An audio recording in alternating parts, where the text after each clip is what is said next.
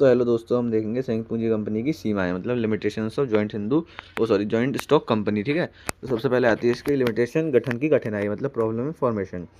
तो एक कंपनी का गठन अत्यंत कठिन तथा खर्चीला होता है तथा इसके निर्माण हेतु अनेक प्रपत्र और औपचारिकताएं पूर्ण करनी होती हैं, जिन्हें तैयार करके रजिस्ट्रार ऑफिस ऑफ कंपनीज के कार्यालय में जमा कराना होता है। अतः व्यवसाय के अन्य संगठनों की तुलना में कंपनी का निर्माण प्रक्रिया कठिन है। ठीक है, तो ये इसका एक डिमेरिट है। इसके बाद आती है गोपनीयता की कमी, लैक ऑफ सेक्रेसी। कंपनी अधिनियम के प्रावधानों के अंतर्गत एक कंपनी को संबंधित सूचनाएं कंपनी रजिस्ट्रार के पास तथा वार्षिक वित्तीय विवरण आम जनता को उपलब्ध कराना होता है। अतः इसमें गोपनीयता का अभाव रहता है, मतलब सिक्रेसी नहीं रहती जरा भी। ठीक है, इसके बाद आती है अवैयक्तिक कार्य वातावरण, मतलब नॉन पर्सनल वर्क एनवायरनमेंट।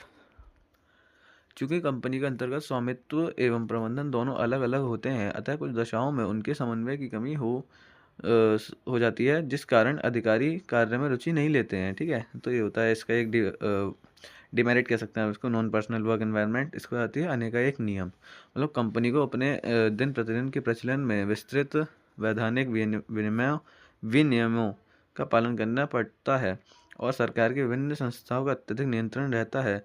इसी के साथ साथ कंपनी को अपनी सामयिक रिपोर्ट, अंकेक्षण तथा लेख आदि का प्रकाशन भी अनिवार्य होता है। ठीक है, ये भी इसका एक डिमेरिट है। इसलिए इसके आते हैं निर्णय लेने में देरी।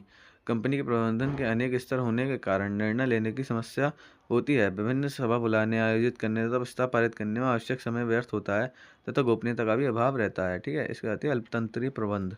कंपनी अधिनियम के अनुसार कंपनी एक लोकतांत्रिक संस्था होती है, किंतु व्यवहार में कंपनी का नियंत्रण अंशधारियों द्वारा चुने गए निदेशक मंडल तथा प्रबंधन के हाथ में ही होता है, जिससे अल्प अंशधारियों के हितों की रक्षा नहीं हो पाती है। ठीक है, तो होती है एक अल्पतंत्रीय प्रबंध। इसका आते हैं हितों का टकराव, मतलब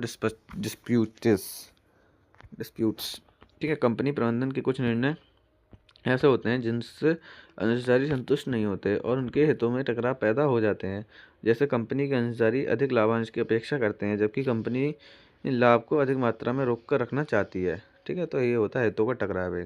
ठीक है, अब हमने देखे संयुक्त पूंजी कंपनी की सीमाएं, इससे पहले देखी थी लाभ, उससे पहले देखे थे विशेषताएं। और अगर आप चाहते हैं कि ये तीनों चारों चीज़ हम एक ही वीडियो में डिस्कस कर लें, तो वो वीडियो ऑलरेडी चैनल पर पड़ी हुई है, आप जाकर देख सकते हैं। संयुक्त पूंजी कंपनी की उसमें विशेषताएं, कंपनी की सीमाएं, कंपनी के लाभ, गुण, सब चीज़ जो है उसमें ऐड है और कंपनी की कुछ डेफिनेशंस भी दे रखी हैं उसमें। ठीक है, आप चाहे तो उसे कवर आउट कर सकते हैं और कवर आउट कीजिए जाके, क्योंकि वो इम्पोर्टेंट है और एक ही वीडियो में आपका सब कुछ कवर हो जाएगा। ठीक है, मिलते हैं नेक्स्ट वीडियो में, जब तक के लिए टाटा बाय बाय।